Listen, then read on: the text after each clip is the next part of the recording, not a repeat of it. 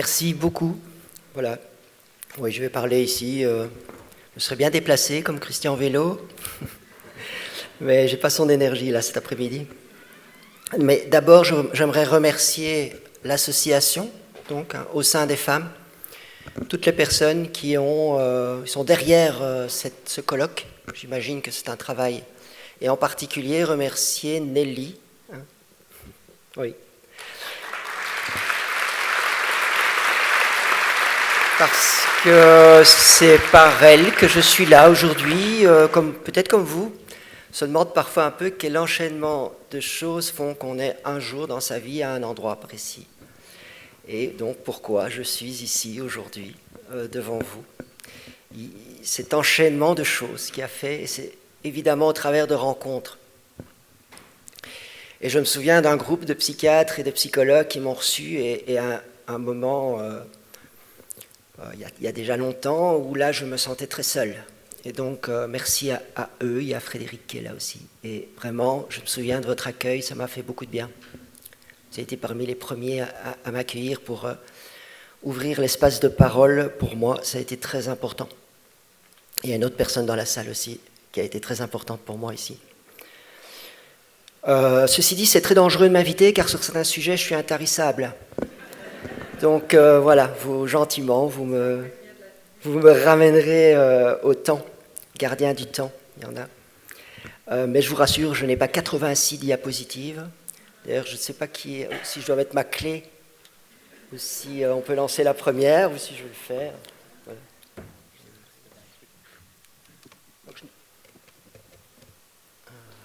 C'est diapo PowerPoint. Donc il n'y a pas 86 diapositives, je vous rassure. Donc je dis ça parce que parfois c'est le cas. J'en ai 25.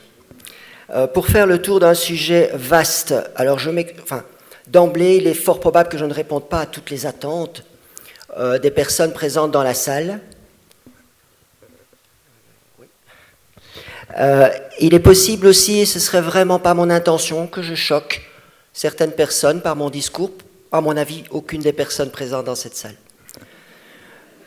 Et donc, pour tout cela, je vous présente par avance mes excuses. Voilà. Alors, on va voir...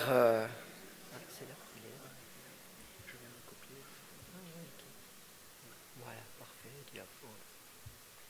Voilà, bon, j'y vais. Alors, bien que je n'aime pas, vraiment pas... me mettre en avant, montrer des photos de moi. Néanmoins, cet exposé, finalement, je vais vous parler de moi. Et de tenter de vous faire passer des messages, mais au départ de moi, forcément, de mon parcours, de mon expérience. Et dans les photos que j'ai trouvées, on m'y voit, évidemment, dans mon métier principal. Sur la photo à votre gauche, c'est en 2009 à l'hôpital militaire à Bruxelles, en l'occurrence où on soigne des grands brûlés. Et sur la photo qui est à votre droite, c'est moi, peu de temps avant qu'on me demande de partir de l'hôpital en question. Donc encore souriant quand même et dans la réserve de médicaments. Tout ça pour dire qu'évidemment, ça m'impacte, c'est moi, c'est ce médecin. Par rapport à mon parcours, ça joue énormément, évidemment, dans l'ouverture que j'ai eue ensuite par rapport à toute autre médecine. Mais ça, c'était important pour moi de dire que cette médecine-là, même si elle est peut-être détournée, il ne faut pas se tromper d'ennemi, entre guillemets. C'est une médecine fantastique, évidemment, également au travers de ces techniques, de ces technologies et de ces appareils. Je sais que les hôpitaux n'ont pas le vent en poupe aujourd'hui, mais ne nous trompons pas d'ennemis, évidemment. Il y a des personnes qui souffrent dans les hôpitaux, j'en ai été une d'entre elles, et évidemment il y a autre chose à l'œuvre qui se passe, qui font que ça ne va pas aujourd'hui dans les hôpitaux, bien sûr. Mais je tenais à commencer quand même avec ceci, et pour reprendre un petit peu en écho au professeur Castronovo qui l'a dit humblement à la fin de nos études de médecine, on n'a pas l'impression de savoir grand-chose. J'ai moi-même été quelqu'un qui n'a pas cessé, sans être chercheur en tant que tel, mais qui n'est jamais cessé, qui ne me suis jamais satisfait de réponses toutes faites. Alors évidemment, ça m'a amené à nager à contre-courant, surtout aujourd'hui. Mais je me suis dit, immunité et santé, waouh, ça peut partir dans tous les sens et je n'ai que 50 minutes, 40 maintenant, pour qu'est-ce que je vais faire? Et je me suis dit, je vais passer des messages forcément influencés par mon parcours, ma personne, mon expérience. Et en partie, ces messages, je vais les passer au travers de personnes qui, pour moi, me guident. Et donc, ce n'est pas anodin que je commence par Socrate, ce philosophe grec qui a mal terminé d'ailleurs, à poser trop de questions. Mais ce n'était pas ça, il amenait les gens à se poser des questions. Et s'il fallait me définir, entre autres, en tout cas, c'est quelqu'un qui n'arrête pas de se poser des questions. Trop pour un certain système.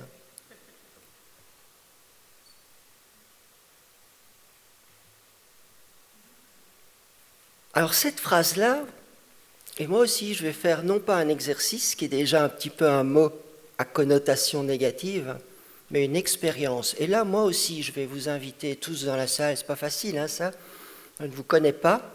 Donc d'emblée, je vais vous proposer, ceux qui ne veulent pas le faire ne le font pas, restent curieux. Ceux qui veulent le faire, de prendre vos aises également sur le siège, à nouveau. D'emblée, de vous dire à vous-même, vous allez aller jusqu'où vous avez envie d'aller pour ne pas être inconfortable, parce que ce sont évidemment des exercices courts qu'on fait ici, des expériences d'intériorisation, de focalisation sur soi. Vous allez voir où je vais en venir. Alors vous pouvez fermer les yeux. Pourquoi? Pas parce que ce que je vais faire c'est magique et qu'il ne faut surtout pas que vous le voyiez. C'est simplement parce que c'est plus facile quand on ferme les yeux de faire ce genre d'expérience. Pourquoi? Parce que je vais vous proposer d'imaginer un morceau de sucre. Alors ne vous inquiétez pas, je ne vais pas vous demander de l'avaler. Pour ceux qui ont peur pour leur glycémie, là maintenant, de simplement l'imaginer. Imaginez un morceau de sucre. Prenez quelques secondes pour l'imaginer. Il peut être blanc, il peut être brun, de la couleur que vous voulez. Un vrai morceau de sucre, un morceau de sucre imaginaire. Le tout, c'est de l'imaginer. On pourrait penser que vous allez l'imaginer carré, de tire-le-mont, de cannelle, rectangulaire, et je suis sûr que dans la salle, certains vont l'imaginer tout mauve, sous forme de losange, ou avec 8 côtés, peu importe. Ensuite, je vais vous proposer, sur ce morceau de sucre qui apparaît devant vous, d'écrire dessus. Et là, vous allez vous débrouiller, j'en appelle à votre imagination. Je suis puissant. Écrivez, j'ai du pouvoir, si vous voulez, si vous préférez ça. Et je vous laisse quelques secondes pour écrire cette phrase sur ce morceau de sucre. Peut-être va-t-il tenir sur une facette? Faut-il utiliser toutes les facettes?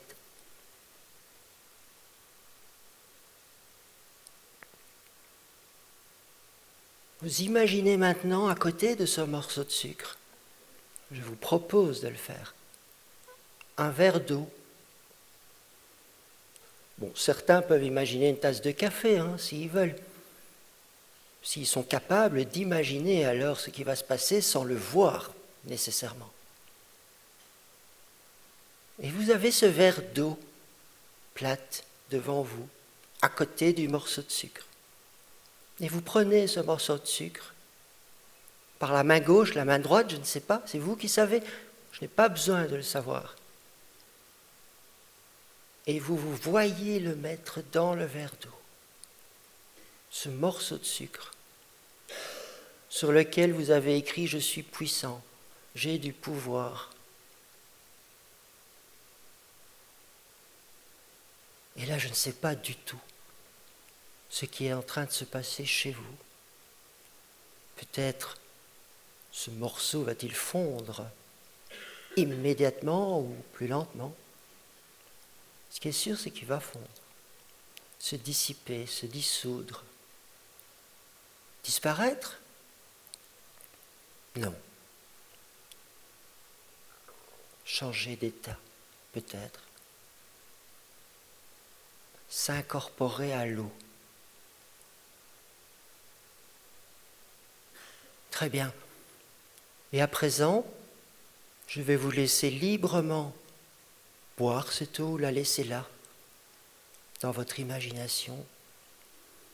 Et quand c'est bon pour vous, vous allez revenir dans cette salle, tout simplement en prenant une grande inspiration.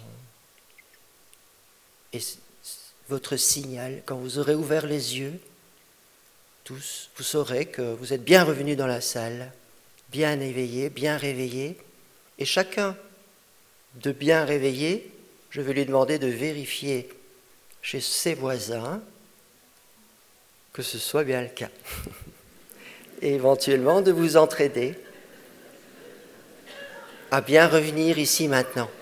Je ne vous dirai pas ce qu'on a fait ici, car après ce sont des étiquettes, mais c'était une tentative de faire passer simplement des mots tels qu'on peut les lire à une réalité.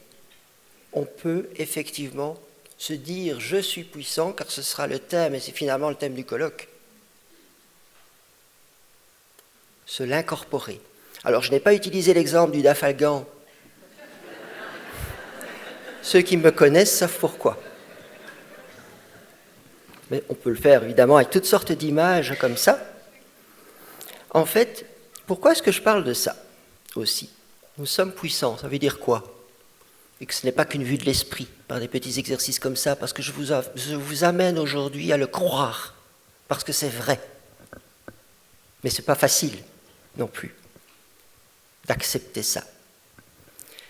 Et j'ai encore eu la réflexion d'une personne près de moi aujourd'hui qui me parlait, et c'était très intéressant ce qu'elle me disait, et je vais vous dire, même si j'ai 13 ans d'études de médecine et puis une vingtaine d'années d'expérience médicale, elle m'apprenait des choses dans une discipline que je ne connaissais pas et qui pour moi est une médecine.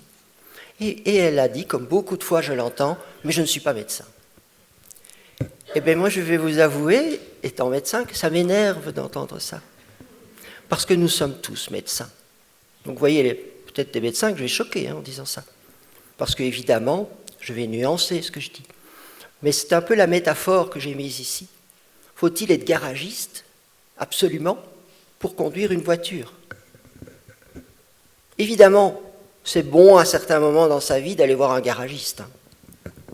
C'est vrai, un spécialiste. Mais pour la plupart du temps et de sa vie, on peut apprendre des choses qui font que vous allez soigner votre corps comme un médecin le ferait. Et moi, je vais vous dire, mieux qu'un médecin ne le fera jamais, puisque vous connaissez. Vous êtes en connexion avec vous-même mieux qu'un médecin ne pourra jamais le faire. C'est un peu ça, ce message ici. Donc parmi les messages que je veux faire passer,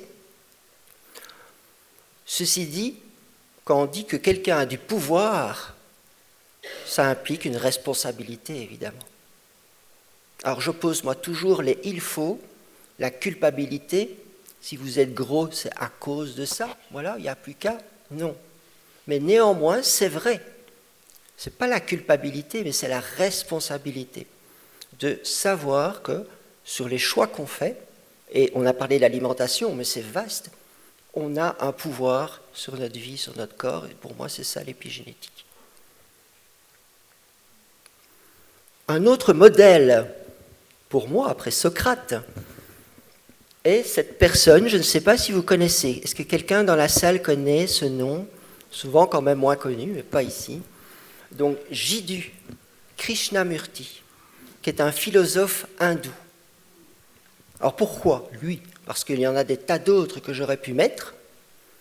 Alors notamment, il a écrit beaucoup de livres, ce monsieur, enfin, il avait une tradition orale, et il y a des personnes qui ont repris ses paroles pour en écrire des livres, et notamment celui-là qui est vraiment un message à part entière, se libérer du connu. Mais je ne l'ai pas mis là-bas pour ça. J'ai choisi de l'utiliser aujourd'hui pour un autre message. Pourquoi ? Parce que ce philosophe, qu'est-ce qu'il a de particulier par rapport aux autres philosophes ? Mais d'ailleurs un peu comme Socrate, c'est qu'il n'a jamais voulu fonder d'école. Voilà, il n'y a pas de krishnamurtisme. Et donc il a donné sa parole. Et ma foi, je vous encourage à aller la lire. Ce n'est pas évident, mais c'est fantastique. Il parle de la liberté. Et là on voit que tous ces mots qu'on scande, et pour moi à juste titre, mais parfois, c'est intéressant d'aller vraiment se pencher sur les mots qu'on utilise et que ça implique. Et là, vous avez vraiment une personne et l'image de cette rivière qui stagne, l'eau qui stagne, c'est comme le savoir qui stagne. Dès qu'on fait un système du savoir, on s'y accroche, on veut le défendre. On fait des écoles qui s'opposent à une autre école. Et on entre ainsi, finalement, dans une paralysie du savoir, qui ne veut plus progresser, il a ses réponses, et ne veut plus que les opposer aux réponses des autres. Et lui, il a compris ça. Et donc, pour lui, il dit, dès que vous avez une connaissance, elle est déjà dépassée, en fait. Et avoir cet état d'esprit permet ainsi d'éviter de rester paralysé à un moment dans son système de savoir.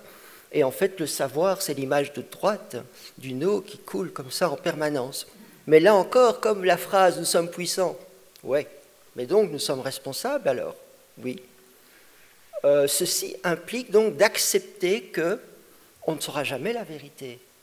On ne saura jamais qu'à un moment de la connaissance. C'est comme ça. Troisième modèle, et là je l'ai pris parce qu'il est plutôt pas très apprécié Descartes. Enfin, je ne sais pas pour vous. Un peu l'impression que c'est celui qui a séparé le corps de l'esprit. Et là aussi, je vous encourage vraiment parfois à aller au-delà des préjugés. Je vais donner d'autres exemples. En fait, en relisant, en préparant cet exposé, c'est faux. D'ailleurs, Descartes parlait de l'âme. Et il la situait dans la glande pinéale, l'épiphyse, qui est représentée par une pomme de pin. Et cette photo de la pomme de pin, c'est au Vatican. Sur la place du Belvédère, au Vatican, vous trouvez cette pomme de pin qui représente le siège de l'âme, l'épiphyse dans le cerveau. Et Descartes parle de ça. Donc certains le réduisent, comme vous allez voir dans les modèles suivants, d'autres grands modèles, on les réduit à quelque chose, et quand on va voir par soi-même, on se rend compte que ce n'est pas tout à fait vrai. Et il a notamment dit cette phrase qui rejoint Krishnamurti finalement, absence de système, ou de faire très attention au système que l'on crée, et puis alors d'en être prisonnier quelque part. Descartes a dit, pour atteindre la vérité, il faut une fois, moi je dirais plein de fois, mais en tout cas au moins une fois dans la vie, se défaire de toutes les opinions qu'on a reçues, reconstruire de nouveau tout le système de ses connaissances. Je ne vous parle pas du Great Reset ici.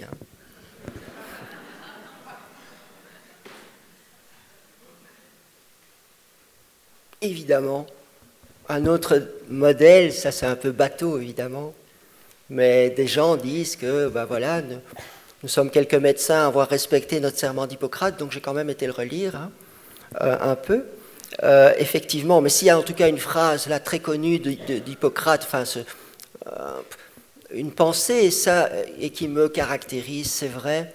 Mais avec ça, on peut déjà faire beaucoup de médecine et de la bonne médecine, quand on est guidé par cette phrase. Avant tout, ne pas nuire. Primum non nocere. Bien sûr. Alors, il faut savoir donc, il y a un livre qui est paru récemment, La déontologie dans l'ordre des médecins, écrit par le professeur Boxo, ancien président de l'ordre des médecins, ou vice-président, où il a démissionné. Et il a publié, je pense, moi, un livre pour aider les médecins en difficulté, parce que très tôt dans le livre, il reprend le serment d'Hippocrate, et il faut savoir que, qu'on le sache ou pas, on s'est engagé. C'est un engagement qu'on a fait. Je ne me souviens pas, moi j'avoue, quand j'ai eu mon diplôme, d'avoir fait solennellement, mais c'est tout comme. Et il a été évidemment modernisé, le serment d'Hippocrate, pour être adapté à l'époque actuelle, mais il reprend toutes ces idées de primum non nocere, d'être avant tout là pour son patient et pas pour un système. Et c'est assez passionnant, parce que du coup, il faut savoir que c'est puissant. On peut se protéger, se remettre derrière ça pour se défendre aujourd'hui des attaques de l'ordre, justement, qui est censé faire respecter le serment d'Hippocrate. Mais là encore, je ne l'ai pas mis pour ça, je l'ai mis pour cette phrase que j'ai retrouvée sur Hippocrate, qui a dit, aurait dit, mais de toute façon, moi, je me fais mienne cette phrase, avant de guérir quelqu'un, demandez-lui s'il est prêt à abandonner les choses qui le rendent malade. Et on en revient à vous êtes puissant, mais en même temps, vous êtes responsable. Vous avez une responsabilité et donc des choses, des choix à faire. Ça, c'est vrai, mais j'aime bien ce qu'il dit, parce qu'on a souvent l'impression qu'on doit accumuler le savoir, on s'est formé en nutrition, on doit maintenant se former en homéopathie, et pourquoi pas? C'est vrai, mais en fait, parfois, c'est le contraire qu'il faut faire pour aller vers la santé, je parle, parce qu'il y a le savoir. C'est au contraire comme un sac à dos qui devient de plus en plus lourd, et qui pourrait paraître à un moment, tous ces savoirs, c'est bien, mais qu'est-ce que j'en fais? Prends-en un et mets-le en pratique. C'est parfois s'alléger qu'il faut, et pas nécessairement s'alourdir. C'est pour ça que j'aime bien cette phrase de notre modèle à tous, les médecins. Alors pour préparer cet exposé, évidemment, immunité et santé, il faut que je parle de l'immunité. Et là, je vous avoue, j'ai cherché des images sur Google Images, c'est pas très bien, on va sortir des GAFAM, je sais bien, mais c'est facile. Et bien là, je ne suis pas arrivé à trouver une image de l'immunité qui soit autre chose que ça, se battre, donner un coup de poing dans la figure d'un virus. Est-ce que c'est ça l'immunité? Qu'est-ce que vous en pensez? Est-ce que c'est que ça? Pourtant, c'est le message qu'on nous donne, qu'on nous envoie, se battre. Et il y a un célèbre président qui a dit « Nous sommes en guerre ».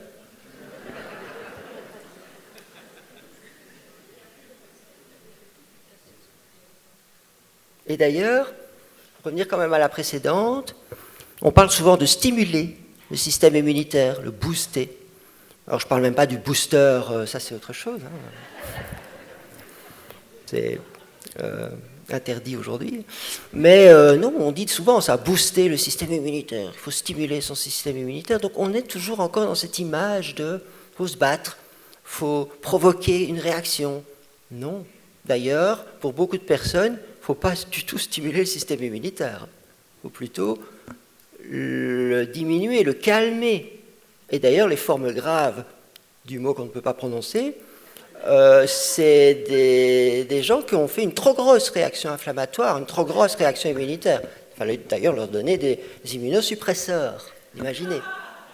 Donc, c'est régulé, et là il faut être très humble, la nature le fait bien, on est dans le primum non nocere, comme les orateurs précédents l'ont dit, ils ont donné beaucoup de ficelles, beaucoup de vérité, c'est laisser son système immunitaire faire ce qu'il a à faire, ne pas l'en empêcher, il sait très bien ce qu'il doit faire. Et parfois c'est calmer le jeu, parfois c'est effectivement se battre.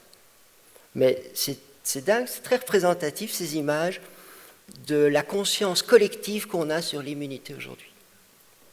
Et c'est évidemment médiatisé dans ce sens. C'est se battre, la vie c'est se battre. Alors évidemment, on a des modèles, que là encore l'idée n'est pas de jeter un modèle pour aller vers un autre, et en l'occurrence retourner à un autre, malheureusement beaucoup plus méconnu. Qui connaît Antoine Béchamp dans la salle? Enfin, de nom, j'imagine, il ne l'a pas connu. Effectivement, alors donc Antoine Béchamp, et il n'est pas le seul, Jules Tissot. Qui connaît Jules Tissot? Voilà, déjà un peu moins. Et Gaston Naquet, enfin beaucoup d'autres, en fait, de médecins, mais pas que médecins, qui ont, et ça il y a longtemps qu'on a dit ça, que tout est terrain. Et c'est assez cocasse de savoir que Claude Bernard, qui est un chirurgien assez renommé, l'a dit aussi. Or, des gens comme Antoine Béchamp, Jules Tissot, ont été discriminés. Ce n'est rien à voir ce qui m'est arrivé par rapport à ces gens, à ces médecins déjà. Et il y a déjà pas mal de temps. Au contraire de Pasteur, qui évidemment a été encensé. Et Pasteur, c'est quoi? C'est tout ramener à une cause qui est le microbe, que ce soit la bactérie, le virus, etc. Alors qu'on a parlé le matin et en début d'après-midi de toute une série d'autres choses qui sont bien plus importantes et sur lesquelles peut agir. Mais donc ça, c'est le terrain. Et Pasteur, est ce qu'il a légué, mais il faut savoir que sur son lit de mort, il l'a accepté. Il l'a dit, qu'il s'était trompé, qu'effectivement, c'était le terrain le plus important. Donc lui-même l'a accepté, mais peu importe, et on va voir après avec Darwin, on a la même chose. On n'a pas écouté ça, évidemment, et on a gardé un des messages de Pasteur, qui est de dire une maladie, un remède, enfin une cause, un remède, médicament si possible, et c'est tout le système de santé qu'on connaît aujourd'hui. Alors à ce propos, j'ai une phrase d'un professeur d'immunologie, de biologie, j'aime bien mettre derrière moi des vrais spécialistes, du coup. Donc voilà, professeur d'immunologie, de biologie, Edouard Golub, qui a écrit des livres, il a dit une phrase, si la solution proposée à un problème complexe peut tenir sur un autocollant de pare-brise, c'est mauvais signe. Voilà. Donc c'est sans allusion aucune à la vaccination, seule solution. Donc on est évidemment dans quelque chose de beaucoup plus complexe. Et finalement, on va revenir à des gens, mais qui ont dit ça depuis longtemps, ça j'insistais. Et on redécouvre en fait, on n'a rien inventé aujourd'hui. Hein. Et on a évidemment Darwin. Alors c'est ça que je me suis dit, mais pourquoi est-ce qu'on est dans la compétition comme ça? Pourquoi est-ce qu'on est dans une vision de la vie, de la société, qui est de dire il faut se battre? Alors évidemment, on a le cliché Darwin, la compétition des espèces. Et en fait, là encore, je vous encourage, que ce soit pour Descartes, que ce soit même peut-être pour Pasteur, à aller relire vous-même les choses. Parce que Darwin, c'est une toute petite message dans tout ce qu'il a dit, qu'on a pris évidemment, on l'a pris, on l'a sorti, et on a dit, voilà ce qu'il a dit, les espèces, la lutte des espèces, c'est ça, et Darwin est assimilé à ça, alors que nous, il a parlé d'exemples de coopération dans la nature, et que c'était probablement une des choses bien plus importantes que la simple compétition, que dans certains contextes, oui, on peut imaginer que là, ce soit la seule solution, mais que dans la plupart du contexte de vie, ce n'est pas du tout ça. Et quand on se rend compte de ça, ben alors on est trompé, voilà, c'est un fameux Huxley, qui lui, fanatiquement, a sorti cette phrase dans un contexte particulier de Darwin pour en faire la théorie de l'évolution. Donc ça, c'est une première chose. Et donc, en fait, quand vous allez lire d'autres scientifiques comme le docteur Bruce Lipton, qui connaît Bruce Lipton? Wow. D'accord. Et notamment ce livre fantastique qui n'est pas récent, hein, des années 80, je crois, même s'il y a eu des rééditions, Biologie des croyances, c'est incroyablement enrichissant et on revient finalement à ces réalités qui sont celles que Péchamp, Tissot, toute une série de médecins déjà avaient dit au péril de leur carrière et de leur vie pourtant. Une autre référence en médecine qui est le docteur Virchow, c'est pas rien pour nous médecins, ce genre de référence. Quand on voit qu'on est un peu secoué par certains médias ou certains médecins, Rudolf Virchow, c'est une référence. Et en 1875, il dit ceci.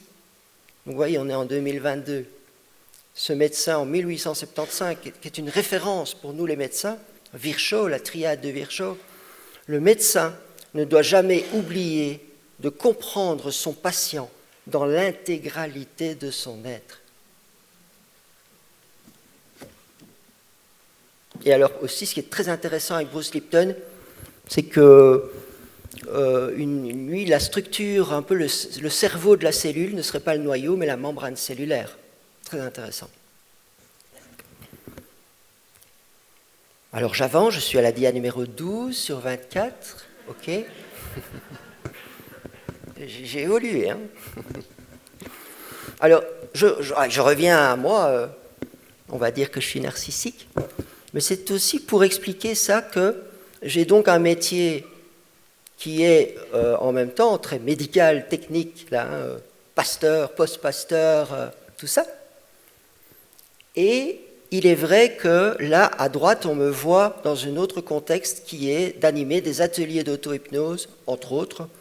Et à cette époque, c'était pour des personnes ayant le cancer, ayant eu un cancer ou ayant un cancer. Et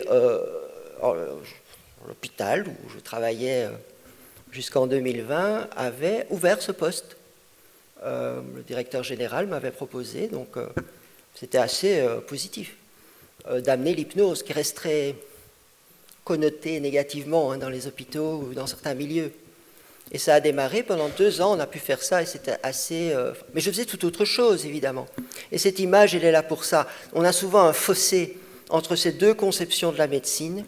Moi, je veux incarner, avec les autres médecins présents dans cette salle, plutôt de voir, non pas parce que ça j'entends aussi des personnes qui sont de l'autre côté et qui ne veulent plus entendre parler de la médecine allopathique, technique, technologique, hospitalière, et bien sûr, ça on le voit plus, la médecine hospitalière qui ne veut pas entendre parler de l'homéopathie, etc. Moi, je prends une troisième voie, en fait, qui est de dire il faut unir, il faut faire des ponts, il faut mettre des ponts entre ces savoirs et les réunir. Chose tentée, prônée, ce n'est pas nouveau. Mais cette crise Covid est peut-être une formidable opportunité pour y arriver. Peut-être. On va y arriver.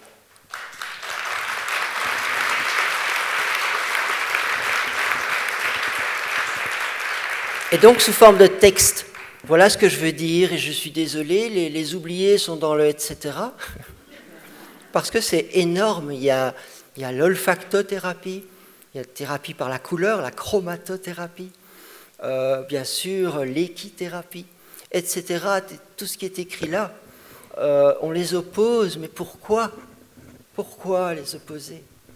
Quand on est à la limite des résistances aux antibiotiques, et c'est bon sang un des sujets vraiment cruciaux aujourd'hui dans les hôpitaux, mais pourquoi ne va-t-on pas voir du côté des huiles essentielles, même si certains hôpitaux visionnaires le font ? La preuve qu'on peut le faire, ceci dit, hein, d'introduire dans les hôpitaux l'acupuncture. J'ai encore lu récemment, voilà, chercheur à ma façon, que l'acupuncture, une étude a montré que l'utilisation d'un point d'acupuncture, je ne suis pas acupuncteur, l'idée n'est pas que je devienne acupuncteur, mais que je travaille avec un acupuncteur, moi, réanimateur. Pourquoi ? Parce que cette étude chinoise, alors on va dire, voilà, c'est une étude chinoise, et alors la science est là aujourd'hui, hein, et elle est très bien faite, elle montre que la stimulation d'un point d'acupuncture, pour moi c'est du chinois, c'est le cas de le dire, c'est le point de l'estomac, et en stimulant ce point, en faisant un groupe évidemment où les gens font des chocs septiques, voilà, on prend des groupes comparables évidemment, comme dans toutes les bonnes études, et on va en plus, dans une partie de l'étude, pour un groupe, utiliser la stimulation de ce point d'acupuncture. Eh bien, on voit une réduction de la mortalité dans certains sous-groupes de 30%. Alors prenons-le, faisons-le. Il n'y a rien qui peut justifier de ne pas le faire, si ce n'est l'ignorance, mais l'ignorance, voilà, c'est notre devoir évidemment de la corriger. C'était un exemple, parce qu'après il y en a des milliers d'autres. Comment se fait-il qu'il faut se battre, même si je sais que certains services de soins intensifs l'ont fait, pour dire, mais dosons aux toute personne qui vient dans un contexte de maladie infectieuse, a priori si on ne la comprend pas, si a priori encore plus elle est terrible, mais dosons la vitamine D, la vitamine C, le zinc et le sélénium. Pourtant, je peux vous assurer qu'on va plus facilement doser des marqueurs tumoraux, qui coûtent très cher, que bêtement des marqueurs comme ceux-là.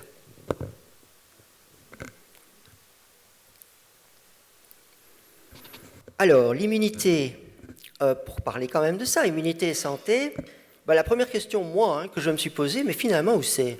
Qui c'est l'immunité ?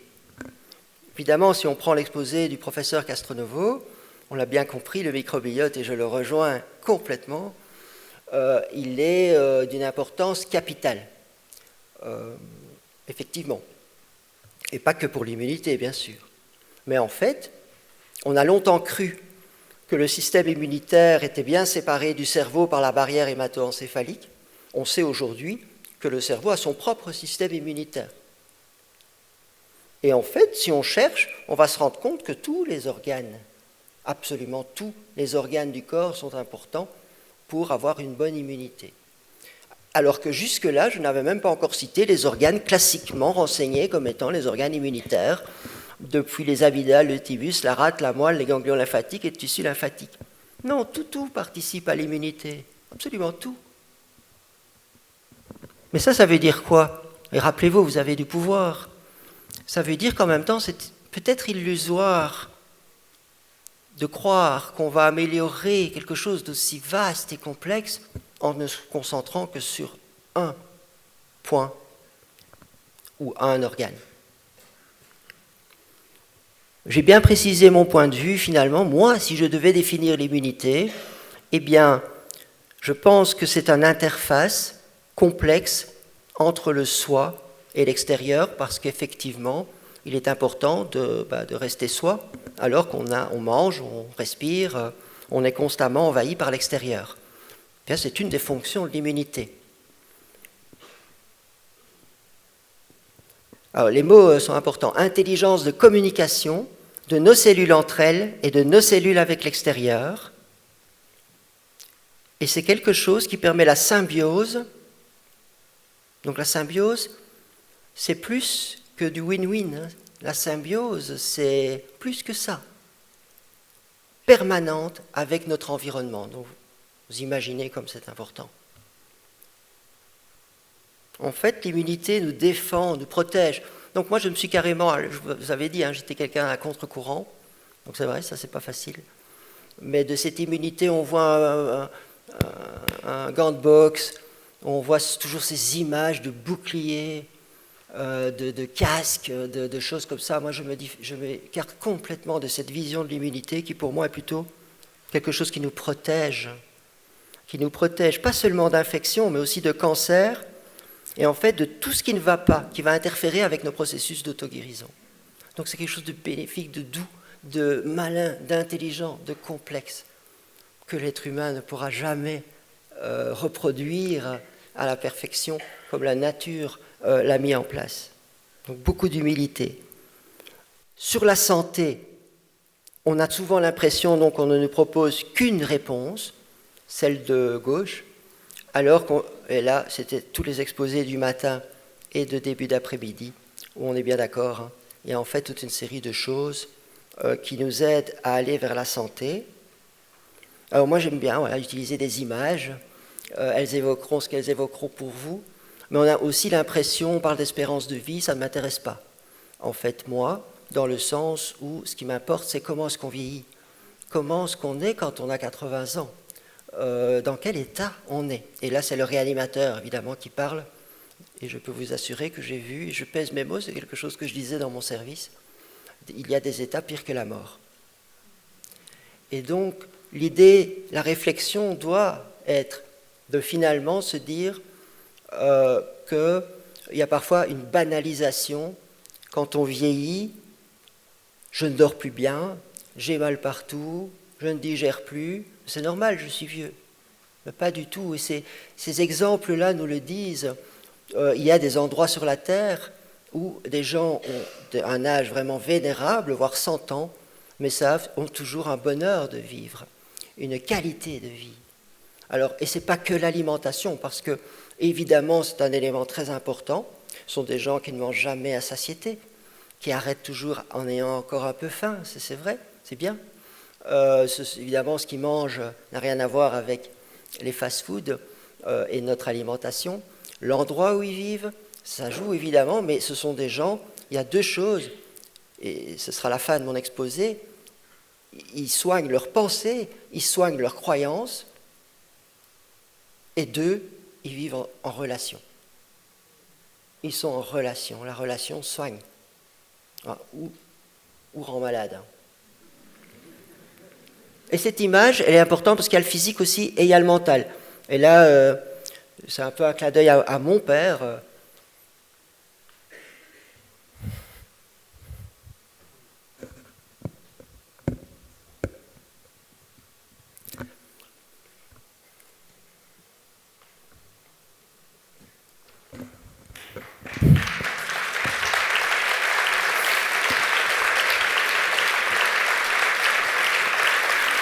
qui est toujours en vie, mais qui m'a transmis en fait cette curiosité intellectuelle, ce goût de la lecture. Il me l'a transmis génétiquement et épigénétiquement. Voilà. Et donc je voulais faire un petit message pour lui.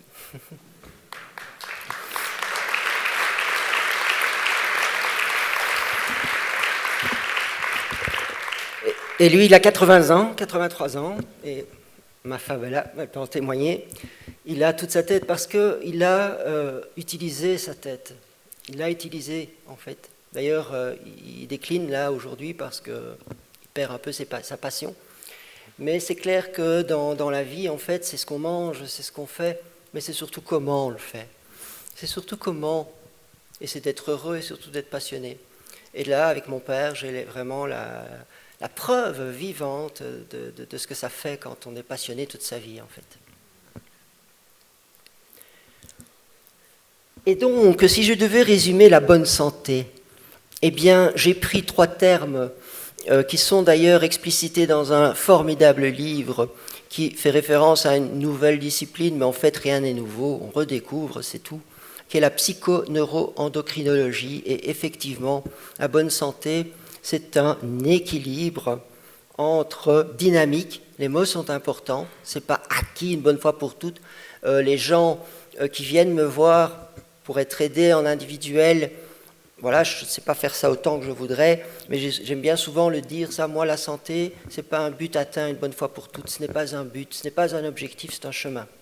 C'est un chemin sur lequel on est, et parfois c'est difficile, parfois on reprend ce chemin, et c'est toute la vie. Et c'est sous forme d'un équilibre dynamique entre un bon fonctionnement de tout cela. Ça, je vous renvoie aux exposés des orateurs précédents. Mais ces mots sont importants, ça fonctionne en réseau, c'est très bien expliqué, c'est un livre dense, mais qui est très intéressant, et ces mots de symbiose. Alors, dernière partie de mon exposé, je suis à la dia 19, 124, donc ça, évidemment, ça me botte, ça, parce que c'est fantastique cette découverte, c'est formidable de savoir, alors attention, ça peut être, c'est à double tranchant, malheureusement, si justement, mais je crois que vous êtes convaincus, il faut essayer de diffuser ce message dans les écoles, partout dans le monde, ça l'est par d'autres personnes, mais cette phrase est capitale. Votre cerveau, c'est comme ça, c'est la neuroscience qui le dit, c'est prouvé scientifiquement pour ceux qui ont besoin de ça pour le croire. C'était su intuitivement avant par des pionniers. Le cerveau ne fait pas la différence. Alors c'était le petit exercice du morceau de sucre, petit exercice de Nathalie tantôt. Ça nous permet donc de faire des choses formidables quand on le sait et quand on s'entraîne à s'en servir. Parce que inversement, avec la télévision, et moi d'ailleurs une de mes phrases, un des premiers traitements de la maladie qu'on ne peut pas citer, ça a été de dire aux gens fermez la télévision parce que c'est très dangereux. Parce que ça. Et au travers du langage en particulier, surtout si on vous met dans certains climats. Si vous êtes sous ocytocine et que vous faites un exercice de bien-être, vous allez vraiment faire du bien à votre corps. Mais si vous êtes dans un climat de peur, et là c'est l'adrénaline, le cortisol, et que vous êtes devant des images et vous entendez des mots particuliers, ça va être l'enfer, au contraire. Cette phrase, évidemment, c'est ça qu'elle veut vous dire. C'est à la fois formidable, mais dangereux aussi. Mais c'est vrai, le cerveau ne fait pas la différence entre le réel et l'imaginaire. Et après le professeur Castronovo, qui est belge, on peut faire un autre cocorico quand même, parce qu'on a une pionnière de l'hypnose dans le milieu hospitalier, qui est le professeur Fémonville, qui est belge, et qui a introduit l'hypnose dans les blocs opératoires. Donc, et moi, j'ai été me former notamment au départ, en tout premier lieu pour l'hypnose médicale, chez elle, à Liège. Et elle a montré ça. Elle a fait des expériences avec des gens. Et donc, c'est pour ça que je vous dis que c'est vrai. Comment est-ce qu'on sait que c'est vrai? Parce que les gens le disaient, mais on pouvait dire, oui, ça y est, c'est dans sa tête. Eh bien, par exemple, on prenait des gens qui savaient se mettre en hypnose, évidemment. L'expérience n'était pas sur l'hypnose. Mais ensuite, on leur demandait d'imaginer leurs vacances, qui étaient au ski. Ils avaient pris un groupe de personnes pratiquant le ski et pratiquant l'hypnose, puis d'autres personnes qui ne s'étaient pas mises en hypnose et devaient imaginer leurs vacances au ski, et il y avait un troisième groupe Deux personnes, on leur faisait passer quelque chose dans la tête pour qu'ils ne sachent penser à rien, en fait. Et ensuite, on les a fait passer dans une RMN ou un PET scan, donc c'est-à-dire un appareil qui permet non pas de voir le cerveau, mais de voir le cerveau, comment il fonctionne, en fonction du sang qui va aller aux zones du cerveau qui travaillent et qui s'allument. Donc, ça va, vous m'avez compris, vous m'avez suivi? Vous connaissez peut-être cette chose-là, parce que ça a révolutionné, c'est vraiment fantastique. Et en fait, alors que les gens étaient étendus dans cet appareil sur le dos, il n'y a rien qui bouge, ils ne faisaient qu'imaginer. On a vu pourtant dans le cerveau des personnes avec l'hypnose des régions du cerveau qui n'auraient pas dû s'allumer, notamment des zones en relation avec des zones motrices du ski, des muscles qui sont sollicités quand on fait le ski alors qu'ils étaient étendus, immobiles. Donc on ne peut pas simuler ça. Ce qui est bien la preuve que ces états de conscience, qui en plus, vous pratiquez tous l'hypnose sans le savoir à plusieurs moments de la journée, ça je peux vous l'assurer. Les meilleurs professeurs, c'est les enfants, hein, ici dans cette salle. Ça permet de faire que le temps passe plus vite. Ou quand on s'ennuie, il va passer plus lentement. Tout ça, c'est lié à cet état de conscience. Vous savez que dans le sommeil, il y a plusieurs stades. 1, 2, 3, 4, et puis le réveil, et le rêve, pardon. Vous pensez que dans l'éveil, il n'y a pas... Pourquoi est-ce qu'il n'y aurait qu'un stade d'éveil? Alors, on connaît tous la sieste ou le moment au pic du nez. C'est bien plus vaste que ça. Il y a dans l'état d'éveil toute une série de nuances, comme il y en a dans le sommeil. Et il y en a notamment dans ces états-là, ces caractéristiques-là, qu'on ne va pas faire de différence entre le réel et l'imaginaire. C'est-à-dire ce que vous allez imaginer, de bon ou de mauvais, c'est comme si vous le viviez vraiment. Alors, ça c'est la version scientifique pour ceux qui veulent science partout. Mais il est évident que si vous regardez un enfant tellement absorbé dans la tâche qu'il est en train de faire, il n'y a pas photo, c'est ça l'état hypnotique. C'est ça, c'est tout simplement ça. Il est tellement absorbé dans son dessin qu'il n'entend pas ses parents l'appeler à table, d'ailleurs on s'énerve. Le professeur qui voit l'enfant regarder par la fenêtre, parfait, je suis dans les temps. Là. Et évidemment, quand vous lisez un livre ou allez au cinéma, qu'est-ce qui se passe? Et là, il y a quelque chose de très important pour comprendre ce que c'est. Il faut votre accord. Vous allez au cinéma et vous rentrez dans le film. Vous pourrez dire, on a kidnappé mon esprit. Bien sûr que non, vous allez dire heureusement, c'est pour ça que je vais au cinéma. Il faut donner votre accord. Sauf, et ça c'est vrai qu'on peut abaisser les résistances des gens, et si on a des gens mal intentionnés qui connaissent tout ça, et si vous rajoutez des effets comme l'effet de groupe, vous pouvez amener quelqu'un à aller dans cet état contre son gré. Et s'il ne sait pas tout ça, en plus sans le savoir, et là ça peut être dangereux. Mais ce n'est pas l'hypnose qui est dangereuse à ce moment-là, c'est l'ignorance de l'hypnose et la malveillance de certains qui connaissent ces choses-là et qui peuvent l'utiliser dans certains contextes. C'est pour ça que moi j'en parle, un peu comme Bertrand Piccard, qui est un psychiatre qui connaît bien l'hypnose, qui a fait le tour du monde en ballon et en Solar Impulse. Et lui, c'est ce qu'il dit, je dis la même chose. Contrairement à des médecins comme le docteur Fémonville, moi je dis il faut apprendre l'hypnose dans les écoles. Il faut apprendre l'hypnose aux gens, à tout le monde. Pour se protéger avant tout. Et puis l'utiliser pour son bien-être.